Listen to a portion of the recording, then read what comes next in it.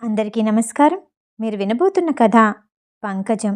రచించిన వారు కోడూరి కౌసల్యాదేవి గారు. 70 రూపాయలు కావాలి నాకు. ఎందుకు? రాసుకుంటున్న శ్రీధర్ తలెత్తకుండానే అడిగాడు. ఆడవాళ్ళకు కూడా ఖర్చులుంటాయి. అవసరాలను గుర్తించి ఇవ్వాలి కానీ అనా పైసల దగ్గర్నుంచి ఆరాలు తీయడమేంటి? విసుగ్గా వెళ్ళి కిటికీ దగ్గర నిల్చుంది పంకజం. రాయటం ఆపి సాలోచనగా అటు చూశాడు శ్రీధర్. అవసరమేంటి అన్నాను కానీ అవసరం ఉండదనలేదు పంకజ. ఏమైనా రహస్యమా? అసలే కోపంగా ఉన్న పంకజవదనం మరింత కోపంతో ఎర్రబడింది. ఎగతాళి అనవసరం. మీ దగ్గర రహస్యమేంటి? నా స్నేహితురాలు నిర్మలా పెళ్ళి, అందుకు. అయితే ఏకంగా 70లు 80లు దేనికి? మరీ అంత ముఖ్యమైన స్నేహితురాలు కాదేమో. అంత విలువైన బహుమతి ఇవ్వాలా? ముఖ్యురాలు కాకపోయినా కావలసిందే. 25-30లో ఏదైనా బహుమతి, మిగిలినవి ప్రయాణ ఖర్చులు. ఒక్క క్షణం మాట్లాడలేదు శ్రీధర్. అయితే ఇలా అడగటంలో నీ ఉద్దేశమేంటి పంకజ? మన ఆదాయ వ్యయాల సంగతి నీకు తెలియంది కాదుగా అన్నాడు కడకి నెమ్మదిగా. నేను డబ్బడిగినప్పుడల్లా ఇలా ఖర్చుల పట్టిక ఏకరువు పెట్టడంలో మీ ఉద్దేశమేంటి? మన జీవితాంతం ఈ సమస్యలుండేవే. స్నేహితురాలి పెళ్లి మాత్రం ఒక్కసారే వస్తుంది. నాకు ఆ సమస్యలన్నీ అనవసరం. పంకజం కంఠస్వరం తీవ్రంగా ఉంది. అదొక మాదిరిగా తల పంకిస్తూ నవ్వాడు శ్రీధర్. నీకు పరిస్థితులు అర్థమయ్యే వరకు బోధించాల్సిందే. నువ్వనవసరం అన్నంత మాత్రాన వదిలిపోవు కదా. మన పరిస్థితులకి తగ్గట్టు మనం నడుచుకోవాలి. ఆకాశంలో నక్షత్రాల్ని దండగుచ్చడం ఊహాలోకం వరకే. ఆ మాల మన కంఠాన్ని అలంకరించడం ఈ ధోరణిలో అసాధ్యం. పంకజం ఇటు తిరిగి ఆశ్చర్యంగా, అంటే 70 రూపాయలు అడగటం అందరాని ఫలాన్ని ఆశించడమే అన్నమాట. అంత మాత్రానికి కూడా నోచుకోలేదా నేను? పరీక్షగా చూశాడు శ్రీధర్. వంటగదిలో అమ్మతో గానీ ఏమైనా ఘర్షణ పడొచ్చావా? ఏదో ఆవేశంలో ఉన్నట్టున్నావు. అవును, అణిగిమణిగి పడేవాళ్ళుంటే మీ అమ్మ చెప్తారు, మీరు చెప్తారు. ఇంతకు ఇస్తారా ఇవ్వరా? శ్రీధర్కి ఓర్పు నశించింది. ఇవ్వననటం కాదు పంకజ. ఈ 250 జీతగాడు నీ ఆర్థిక అవసరాలు విలాసాలు తీర్చలేడు. మొన్ననే కదా మీ చెల్లెలి పెళ్లికి ఏ విధంగానైతేనే 300 ఖర్చయ్యాయి. అందుకేమైనా అన్నానా? అది చాలా ముఖ్యం. కానీ అవసరమైనవి కానివి అన్నీ తట్టుకోలేను. ఓ 20-25లో ఏదైనా బహుమతి పంపించు. నువ్వు వెళ్ళక్కర్లేదు. నా స్నేహితురాలి పెళ్లికి నేను వెళ్ళాలో అక్కర్లేదో నాకు తెలుసు. అంతలో 3 ఏళ్ల కొడుకు రఘు అటుగా రావటంతో సంభాషణ ఆగింది. అమ్మా, ఎత్తుకో అంటూ చేతులు చాపుతూ ముందుకు వెళ్ళాడు. వెళ్ళు, వెళ్ళి ఆడుకో, లేకపోతే మామనెత్తుకొమ్మను విసుగ్గా అంది పంకజం. బిక్కమొహంతో నిల్చున్న రఘుని శ్రీధర్ ఎత్తుకున్నాడు. మన చికాకులు సమస్యలు పిల్లలకి తెలియకూడదు. సరే, నువ్వడిగిన దానికి నా శక్తి సలహాలు వివరించాను. ఆ పైన నీ ఇష్టం. రఘుని లాలిస్తూ బయటికి వెళ్ళిపోయాడు శ్రీధర్. మరునాడు రైలుకి ప్రయాణమవుతున్న భార్య దగ్గరకొచ్చాడు శ్రీధర్. అయితే నీ పంతం విడవన్నమాట. వెళ్ళటానికే నిశ్చయించుకున్నావా? మీ డబ్బేమీ ఇవ్వక్కర్లేదులేండి, బాధపడకండి. ఓహో, మా చాలా దూరం పోయావే. అయితే డబ్బెక్కడిదో తెలుసుకోవచ్చా? ఉంగరం అమ్మేశాను, ముక్తసరిగా అంది పంకజం. ఉలిక్కిపడ్డాడు శ్రీధర్. ఏం ఉంగరం? నాకున్నది ఒకటే ఉంగరం. శ్రీధర్ షాక్ తిన్నాడు. పెళ్లినాడు నేను స్వయంగా నీ వేలికి తొడిగిందా? అదమ్మడానికి నీకు చేతులెలా వచ్చాయి? అంతో ఇంతో చదువుకున్న దానివి కూడాను. తెలుసుకుంటే ఆనాడు నేను కట్టిన మంగళసూత్రం విలువైనది ఆ ఉంగరం. ఆ మాటల్లో ధ్వనిస్తున్న వ్యధని పంకజం ఏమాత్రం గుర్తించలేదు. పెట్టె తాళం వేసేస్తూ, మంగళసూత్రాల్ని జందెపు పోగుల్ని పూజించే కాలం కాదిది. ఎన్ని విలువలు తెలిసినా మీకు నా కోరిక విలువ తెలియకపోయిందా? జవాబు ఎదురు చూడకుండానే వెళ్ళిపోయింది. రాత్రి తీరిగ్గా వాళ్ళ కుర్చీలో పడుకొని కొడుకుని గుండెలపై కూర్చోపెట్టుకొని కబుర్లు చెప్తున్నాడు శ్రీధర్. కొంతసేపటికి పంకజం వచ్చింది గదిలోకి. మా అమ్మ పిలుస్తున్నారు రఘు, వెళ్ళి పడుకో. నిద్ర రావట్లేదమ్మా. ఆ నెత్తి మాటలకి ముద్దు పెట్టుకుంటూ లేవదీసి రఘుని అత్తగారికిచ్చి తిరిగొచ్చింది పంకజం. శ్రీధర్కి దగ్గరగా ఒక కుర్చీ లాక్కొని కూర్చుంది. కొద్దిసేపు ఎవరూ మాట్లాడలేదు. మెల్లగా పంకజం సంభాషణకు ఉపక్రమించింది. నేను ఉద్యోగం చేస్తే మీకేమైనా అభ్యంతరమా? ఆ ప్రశ్నకి శ్రీధర్ చలిస్తాడని భావించింది. కానీ అతడి ముఖ కవలికల్లో ఏ మార్పు లేదు. నిజానికి శ్రీధర్ చలించాడు. ఊహించిన ఆ ప్రశ్న వినగానే వర్ణించరానంతగా అతడి మనోహృదయాలు కదిలిపోతున్నాయి. చాలాసేపు స్థాణువులా ఉన్నట్లే ఉండిపోయాడు. కడకు మందస్వరంతో అడిగాడు, అయితే నీకు అభ్యంతరం లేనట్టేనా? హా, లేదు కనుకనే ఆ నిశ్చయానికొచ్చాను. ఇన్నాళ్ళు లేని ఆలోచన నీకిప్పుడెందుకొచ్చింది? మీకు తెలీదా, నా అవసరాలకి ఒకరిపై ఆధారపడకుండా ఉండటానికి? అవసరాలు అనకు, అవసరం. ఆర్థిక అవసరం ఒకటే తీరుతుంది ఉద్యోగం వల్ల. అయినా నువ్వు పాస్ అయింది ఇంటర్మీడియట్, అది ఆర్ట్స్ గ్రూప్తో. మహా వస్తే ఓ 70-90 రూపాయల కంటే ఎక్కువ రాదు. అదైనా అతి ప్రయత్నం మీద. గ్రాడ్యుయేట్స్కే అతిగతి ఉండటం లేదు. పర్వాలేదు, అంతే చాలు. ఉద్యోగం నేను సంపాదించుకోగలను. ప్రయత్నిస్తే మార్గమే ఉండకపోతుందా? అయితే అన్నీ ముందే నిర్ణయించుకున్నావన్నమాట. నా సంగతి సరే సరి. రఘుని ఏం చేద్దామని? మొన్న నువ్వు నిర్మల పెళ్ళికెళ్ళిన 2 రోజులు సముదాయించలేకపోయాను. ఒకటే ఏడుపు. పంకజం కఠినంగా సమాధానం చెప్పింది. ఒకరి ఏడుపు కోసం, మరొకరి అయిష్టత కోసం చిన్న చిన్న కోరికల్ని, సరదాలను కూడా చంపుకోను. జీవోత్సవంలా బతకలేను. రఘుని అత్తగారు చూసుకుంటారు.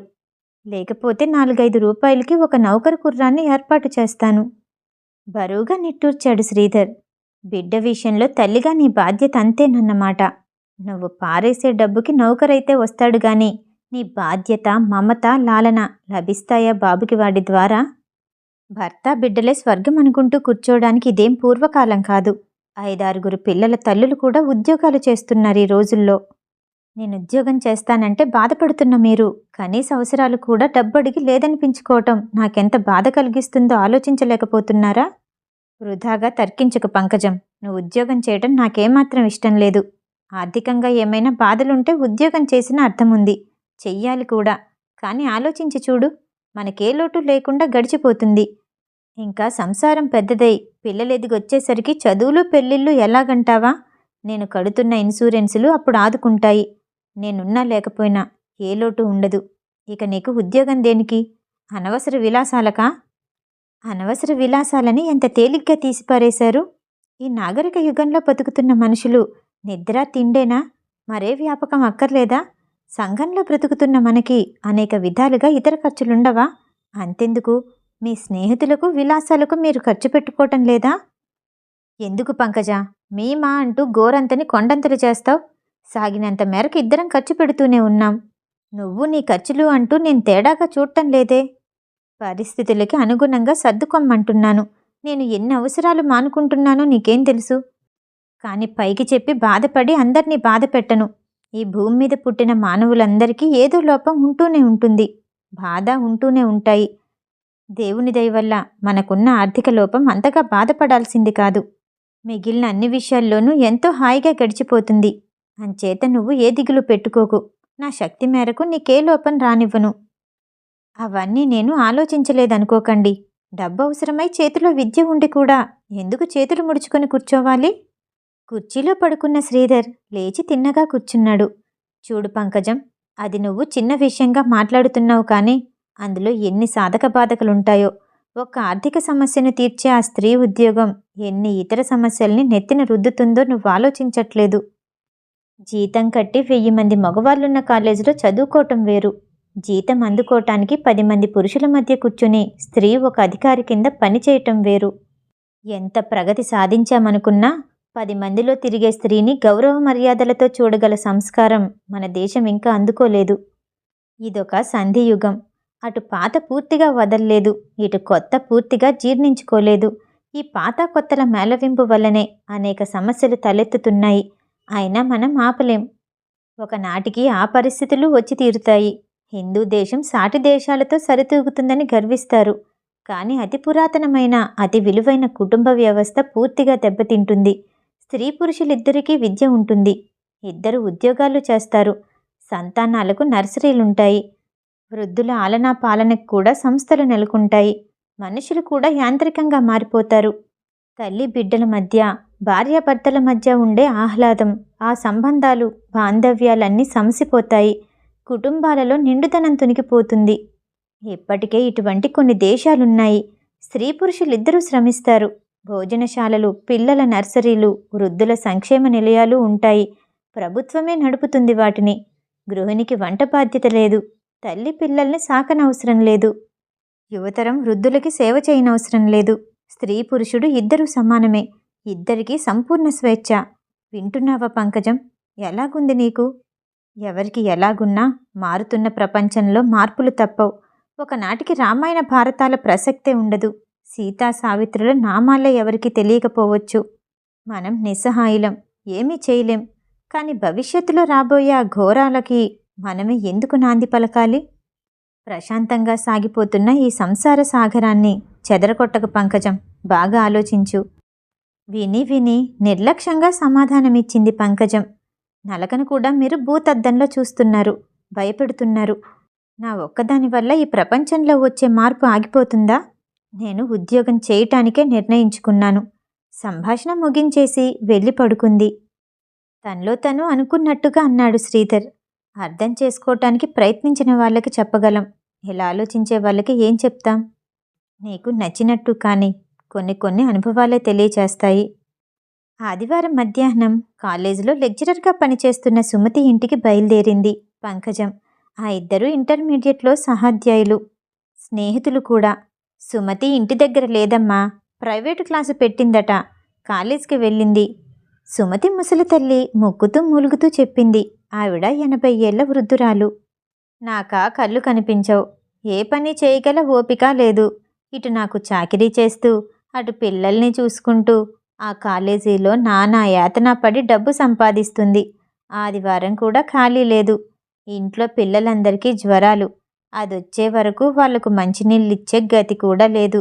దేవుడెన్ని పాటలు రాశాడో, కళ్ళొత్తుకుంటూ చెప్పింది ముసలామ. సానుభూతితో ఇల్లంతా కలియ చూసింది పంకజం. సుమతి పిల్లలు నలుగురు రోగాలతో మంచాల మీద పడున్నారు. ఇల్లంతా చీదరగా, తుక్కుతో, మాసిన బట్టలతో గలీజుగా ఉంది. ఒక పిల్లవాడు అదే పనిగా అమ్మా అయ్యో అంటూ మూలుగుతున్నాడు. పంకజం దగ్గరికెళ్ళి చూసింది. ఒళ్ళు కాలిపోతుంది. మరో పిల్ల ఎందుకో తనలో తనే కుల్లి కుల్లి ఏడుస్తోంది. పంకజం అడిగితే కాఫీ కావాలి, అమ్మొచ్చే వరకు ఎవరిస్తారు అంది మరింత వెక్కి వెక్కి ఏడుస్తూ. పంకజం మనసు జాలితో కరిగిపోయి కళ్ళల్లో నీళ్లు నిలిచాయి. పాపం, సుమతి భర్త కలరా తగిలి చనిపోయాడు. అదృష్టవశాత్తు సుమతికి చదువుంది. అది కూడా లేకపోతే ఇంకా ఎన్ని బాధలు పడుదునో. కాఫీ కాచి పిల్లలకి ముసలమ్మకి ఇచ్చి ఇల్లు శుభ్రంగా సర్ది సుమతి కోసం చూస్తూ కూర్చుంది పంకజం. 4:30కు సుమతి వచ్చింది. ఉస్సూరుమనుకుంటూ వస్తూనే పిల్లల పక్క దగ్గరికెళ్ళి ఒక్కొక్కలని చూసుకుంది. టెంపరేచర్ చూసి ఏం కావాలో అడిగింది. పంకజం పిన్ని కాఫీ ఇచ్చింది అని చెప్పాడు కాస్త జ్ఞానం ఉన్న 10 ఏళ్ల పిల్లవాడు. నీకు కూడా ఉంది ఆ ఫ్లాస్క్లో, తీసుకో అంది పంకజం. థ్యాంక్ యూ, ఇద్దరం తీసుకుందందా అంటూ సుమతి పంకజం పక్కన కూర్చుంది. చూస్తున్నావా నా అవస్థ? ఆయనున్నన్నాళ్ళు ఎంత సౌఖ్యంగా గడిచిపోయింది. అన్ని పాటలు పడుతున్నాను.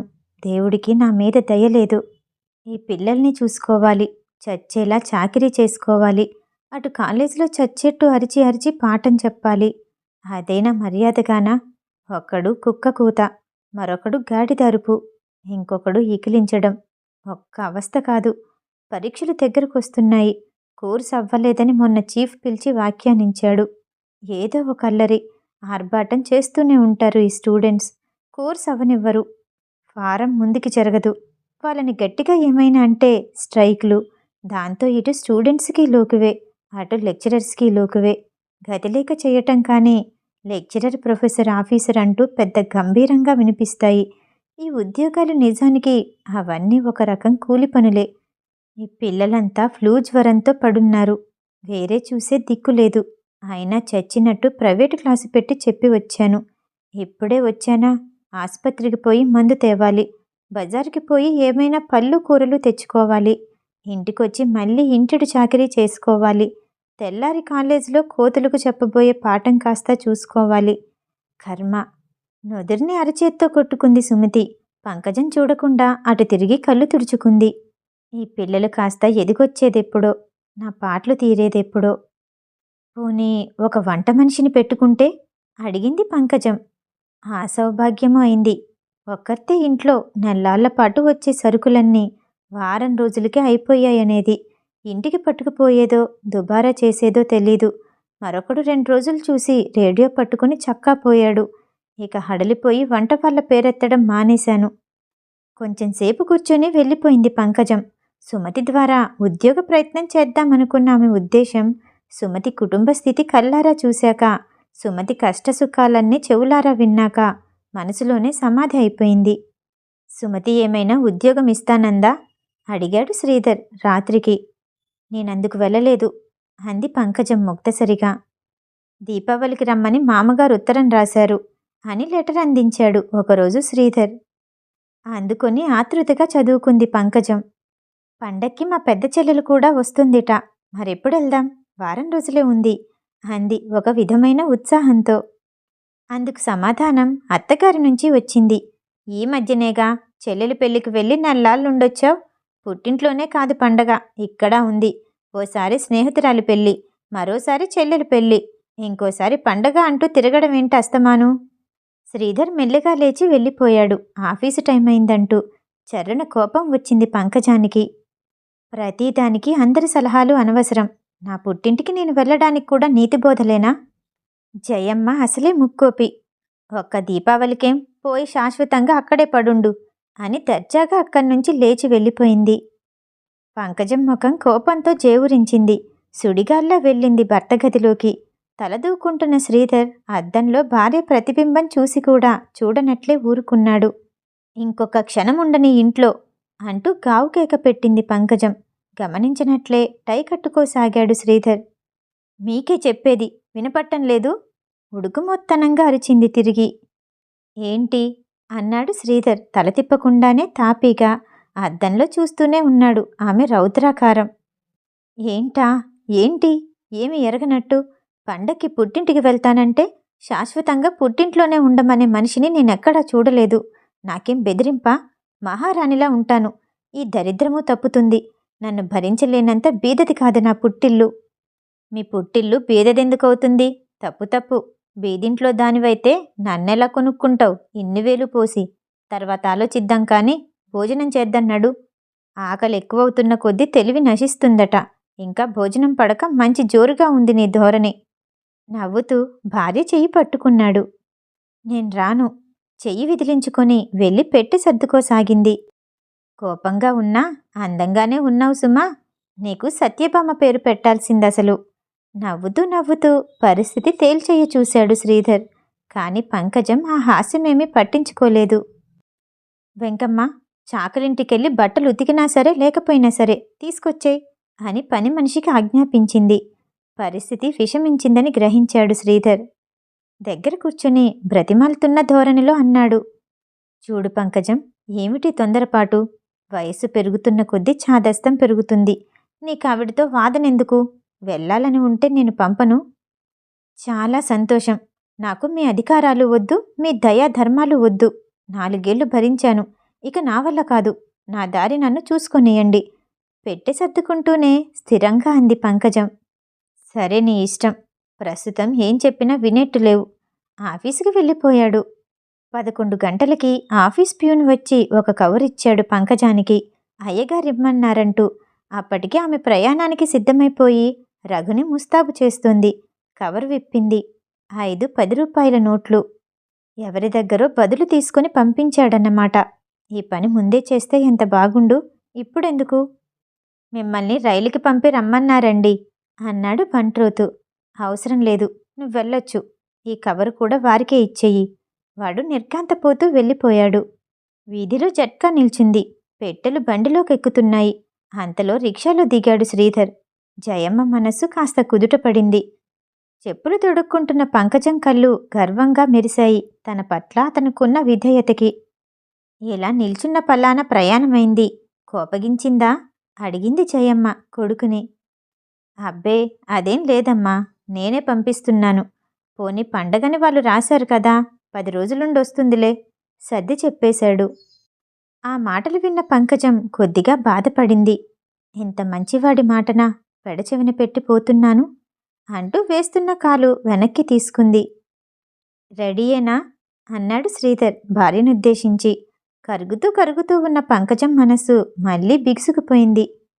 ఆ అంటూ పెడసరంగా వెళ్ళి బండెక్కి కూర్చుంది. మనవడిని అందిస్తూ, బిడ్డ జాగ్రత్తమ్మా, వేలాపాలా నీళ్లు పాలు చూస్తుండు అంది జయమ్మ. పంకజం మాట్లాడలేదు, వెళ్తున్నట్టు చెప్పలేదు. వెయిటింగ్ రూంలో కూర్చోపెట్టి టికెట్ కొని టిఫిన్ కాఫీ పట్టించుకొచ్చాడు శ్రీధర్. చేతిలో ఉన్న చామంతి దండ అందివ్వబోయాడు. అక్కర్లేదంటూ ముఖం తిప్పుకుంది. లోపల చాలా కష్టంగా ఉంది శ్రీధర్కి. కాని పైకి చాలా శాంతంగా నవ్వుతూనే ఉన్నాడు. పువ్వులు బలవంతంగా జడలో పెట్టాడు. కాని కాఫీ మాత్రం ఎంత ప్రయత్నించినా తాగించలేకపోయాడు. ప్యూన్ని వెళ్ళిపోమన్నావని నేనొచ్చాను అన్నాడు సంభాషణ ప్రారంభిస్తూ. పంకజం ఏమీ అనలేదు. ముఖం మాత్రం చంద్రకాంతలాగుంది. పెట్టెతాళం ఒకసారిస్తావా అడిగాడు. చూసుకోండి, మీవేం తీసుకుపోవటం లేదు. తాళం ఇచ్చి బాత్రూంలోకి వెళ్ళిపోయింది. కానీ ఆ సమయంలో అతడి వదనం గనక చూసుంటే అదిరిపోయేదే. ఆమె తిరిగొచ్చేసరికి పెట్టె మూసి తాళం బిగిస్తున్నాడు శ్రీధర్. ట్రైనెక్కించి కింద నిల్చున్నాడు. శ్రీధర్ పర్సులోంచి 50 రూపాయలు తీసి, ఈ ఉంచు, తర్వాత ఇంకా పంపిస్తాను అన్నాడు. ఆమె చెయ్యి చాపలేదు, తీసుకోలేదు. పంకజ, అసలింక నేను అక్కర్లేదా? పూర్తిగా తెగదెంపులు చేసుకుని వెళ్తున్నావా? పంకజం మాట్లాడలేదు. అప్పటికే కంపార్ట్మెంట్లో అందరి దృష్టిని ఆకర్షించారు. చక్కటి ఈడు జోడు అంటోంది ఓ ముసలమ్మ. ఇక విసుగనిపించింది శ్రీధర్కి. పంకజ, పండక్కు వెళ్తున్నావంతే. ఎన్నాళ్ళుండాలనుంటే అన్నాళ్ళుండిరా. మరో భావం గాని కోపం గాని పెట్టుకోకు. మరో నెలైనా సరే, ఏడాదికైనా సరే, లేక రేపే అయినా సరే, రావాలనిపించగానే నిస్సందేహంగా రా. నీకోసం, రఘు కోసమే ఎదురు చూస్తూ ఉంటాను. డబ్బుని రఘు షర్టు చేపులో ఉంచి త్వరగా వెళ్ళిపోయాడు. అల్లుడుగారు రాలేదేమ్మా పంకజం? బావ రాలేదేం చెల్లాయ్? బావేడక్కయ్యా? అన్నగారు రాలేదన్నమాట పంకజం. గుమ్మంలో అడుగు పెడుతుండగానే తల్లి, వదిన, అన్న, తమ్ముడు అందరూ అదే ప్రశ్న. పెళ్ళైన తర్వాత ఇంతవరకు అతనెప్పుడూ పంకజాన్ని ఒంటరిగా పంపలేదు. మరి సెలవు దొరకలేదు. తెచ్చిపెట్టుకున్న నవ్వుతో సమాధానమిచ్చింది. నా రాకకి విలువలేదు. ఆయనెందుకు రాలేదో కావాలందరికీను. లోలోన విసుక్కుంది. ఆ సాయంత్రం గదిలో పడుకున్న పంకజం దగ్గరకొచ్చి నాన్న కావాలని ఏడవసాగాడు రఘు. పంకజం అభిమానం మరింత దెబ్బతింది. ఈ వెధవకు కూడా ఆయనే కావాలి, నేనక్కర్లేదు అనుకొని అలాగే పడుకుంది లేవకుండా. ఏంటో మనసంతా వికలంగా ఉంది. అది భయము కాదు, విచారం కాదు. పంకజం వదిన లక్ష్మి వచ్చింది గదిలోకి. రఘుని ఎత్తుకుని ఊరుకోపెట్టి నౌకర్కిచ్చి మళ్ళీ వచ్చింది. ఇంకా ఇలా పడుకున్నావేమిటమ్మా? మీ అన్నయ్య సినిమా ప్రోగ్రాం వేస్తేనో? అంతలో అన్నయ్య శేఖరం కూడా రానే వచ్చాడు. లేలే, అట్టే టైం లేదు. మళ్ళీ మేం రేపు అత్తారింటికి దయచేయబోతున్నాం. దూరంగా పక్క వరండాలో పేపర్ చదువుకుంటున్న అనంతయ్య అన్నాడు కూతుర్నుద్దేశించి. వెళ్ళమ్మా పంకజం, మళ్ళీ నువ్వు వెళ్ళేలోగా వాళ్ళొస్తారో రారో.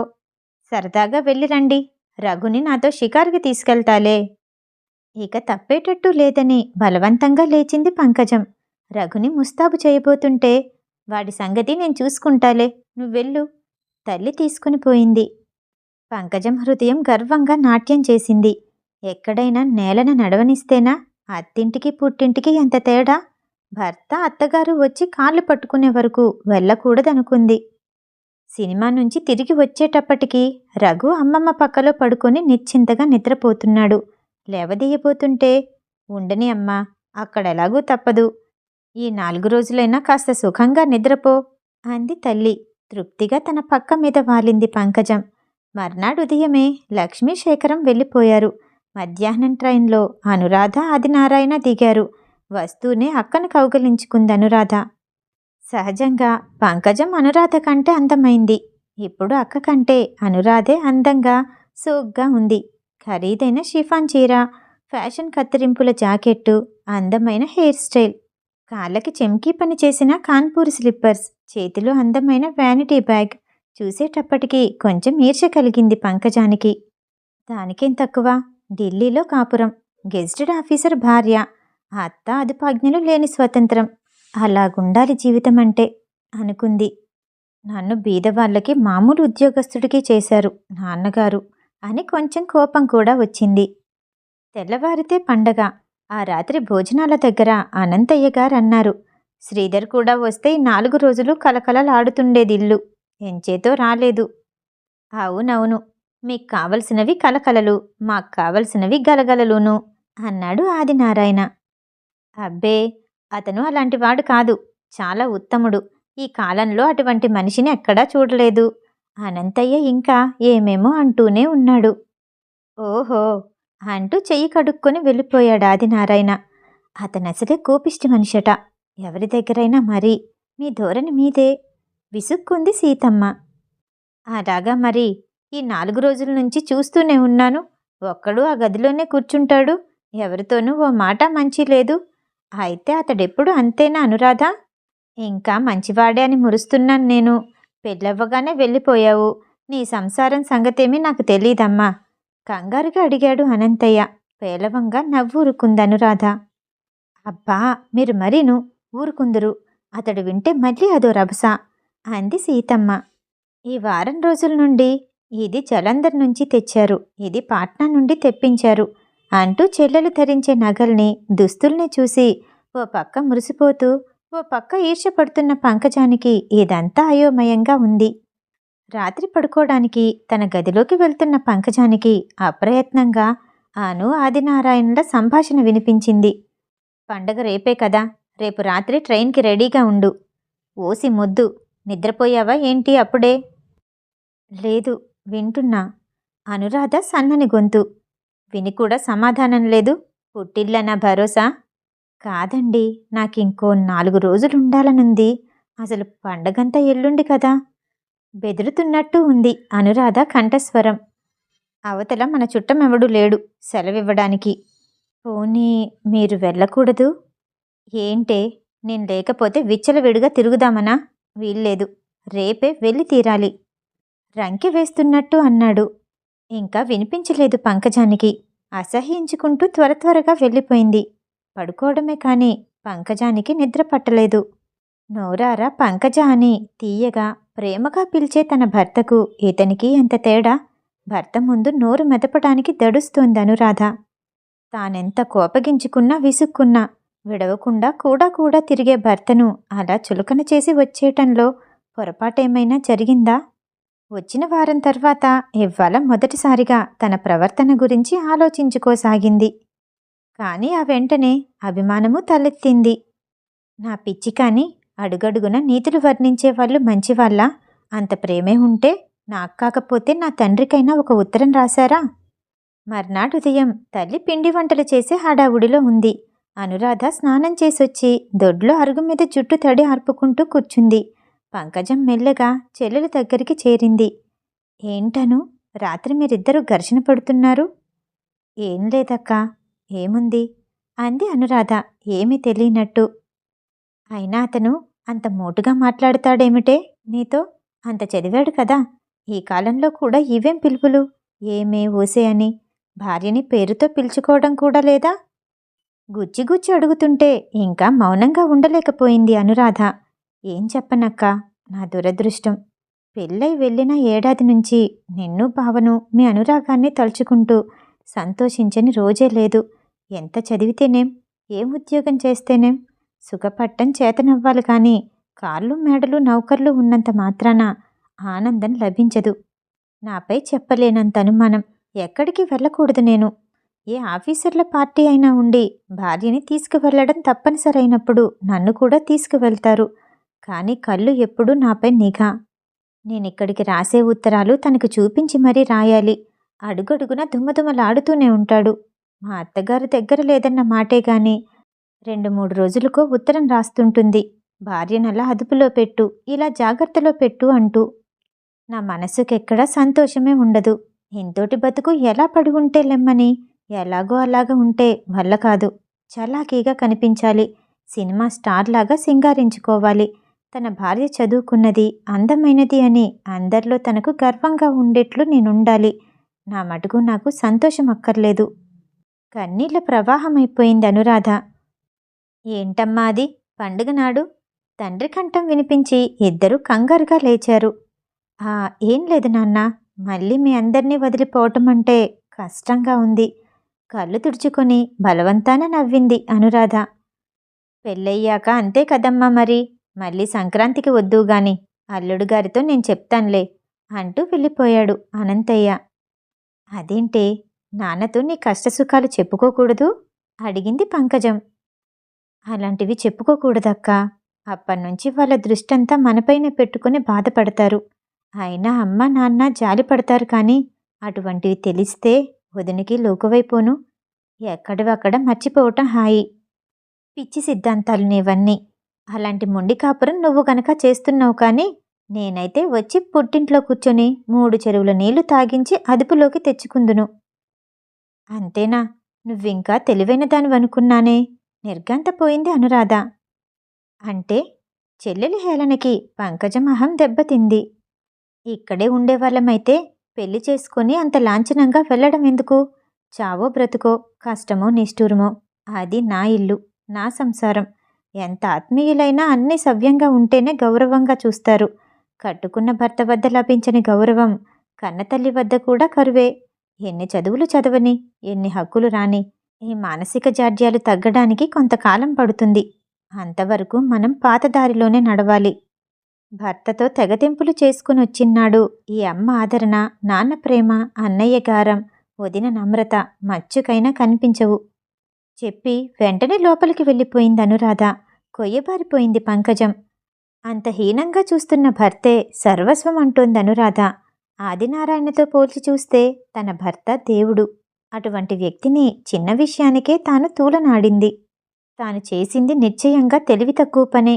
చిన్నదైనా ఎంత తెలివైందనురాధ. అంతలో తల్లి కంఠం వినిపించింది వెనక నుంచి.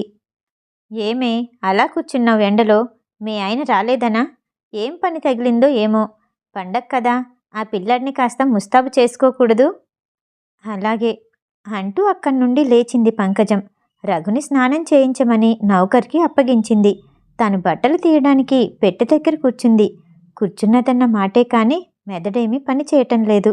అర్ధరహితంగా పెట్టెలో దుస్తులన్నీ అటూ ఇటూ కెలకడం ప్రారంభించింది. ఆ కెలకటంలో పెట్టె అడుగునున్న నీలం కవర్ ఒకటి పైకొచ్చింది. ఆశ్చర్యపోతూ విప్పి అప్రయత్నంగానే శాంతం చదివింది.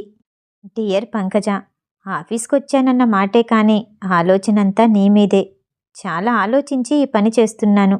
ఇప్పుడు నేనేం చెప్పినా వినేటట్టు లేవు. అందుచేత నా అభిప్రాయాలన్నీ రాసి నీ పెట్టెలో పెట్టదలుచుకున్నాను. బహుశా నీ కోపోద్రేకం తగ్గేసరికి ఇది నీ కంట పడగలదు. హిందూ కుటుంబంలో సర్వసాధారణంగా జరిగే వాటికి నీకెందుకంత కోపం రావాలో నాకు తెలియడం లేదు.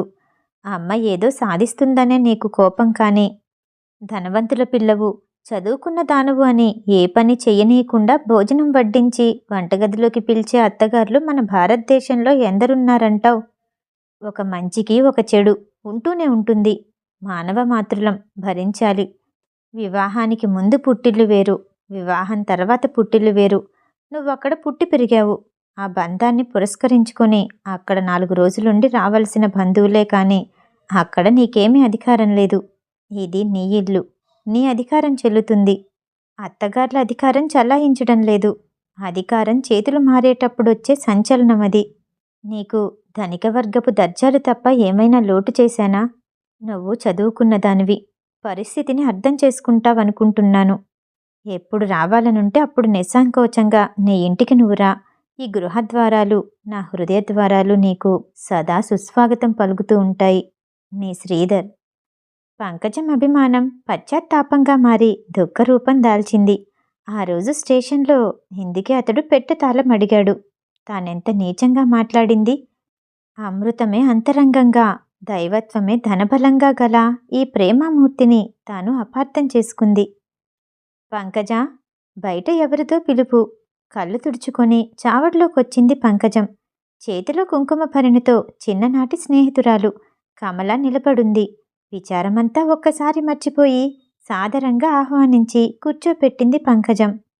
మా అమ్మాయి పుట్టినరోజు, నువ్వొచ్చావని తెలిసొచ్చాను. ఏంటి విశేషాలు? బొట్టు పెడుతూ అడిగింది కమల. నవ్వింది పంకజం.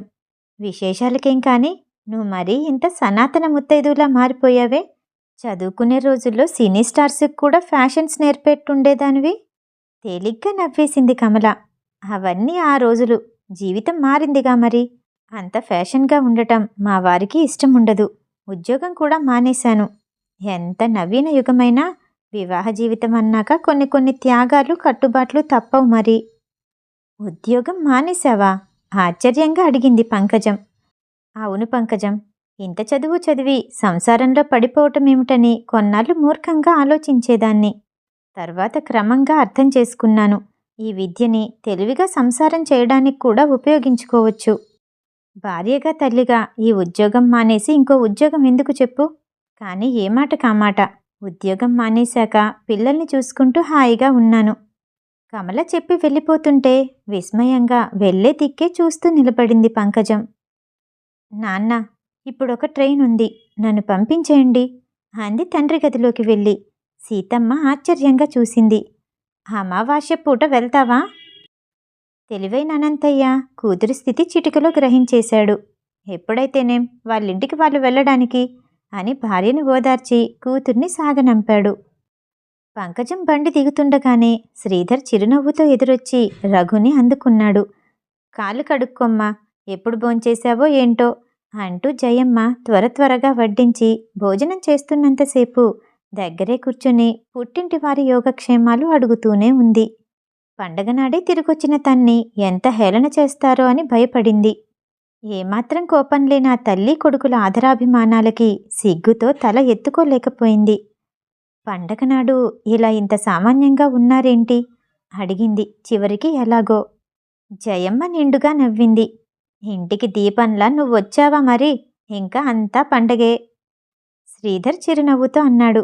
మనకెప్పుడు సంతోషంగా ఉంటే అప్పుడే పండగ, ప్రత్యేకంగా పండగేంటి? పంకజం మరింత సిగ్గుపడిపోయింది. వారికి తన తోడిదే జీవితం అన్నమాట. జయమ్మ మనవడితో ఆడుకుంటూ కూర్చుంది. పంకజం శ్రీధర్ గదిలోకి వెళ్ళింది. నేను చాలా పొరపడ్డాను, నన్ను క్షమించండి అంది తలదించుకొని నేలపై కూర్చుంటూ. చచా, మనలో మనకి క్షమార్పణలేంటి? అరే, కింద కూర్చోకు ప్రేమతో దగ్గర కూర్చోపెట్టుకున్నాడు. నీ కోపం పోవడానికి 6 నెలలైనా పడుతుందనుకున్నాను. పోనీలే, 6 రోజులకే వచ్చేశావు. నా లెక్క తప్పైందన్నమాట చిలిపిగా అన్నాడు. పంకజం నవ్వేసింది. నీకెప్పుడు మీ మనస్సు నొప్పించను. ఆడంబరాలకి అనురాగాలకి తారతమ్యం తెలిసింది మెల్లిగా అంది పంకజం. పక్కన రేడియోలో ఇంటింట ఆనంద దీపావళి అని పాట సన్నగా వినపడుతోంది.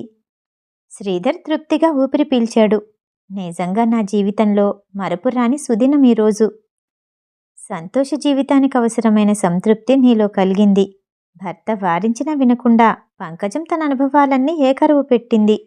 అమ్మయ్యా, అంతా మీతో చెప్పేశాక నా హృదయం తేలికైంది అంటూ నవ్వేసింది. ప్రతి అందం అడుగున ఒక లోపం, ప్రతి సుఖం వెనక ఒక వెలితి ఉంటాయి. సరిపెట్టుకుని పోవడం కంటే మార్గం లేదు. కథ సమాప్తం. ఈ కథ వింటాం మీకు నచ్చినట్టయితే లైక్ చేసి సబ్స్క్రైబ్ చేయండి. మళ్ళీ రేపు కలుద్దాం. నమస్తే.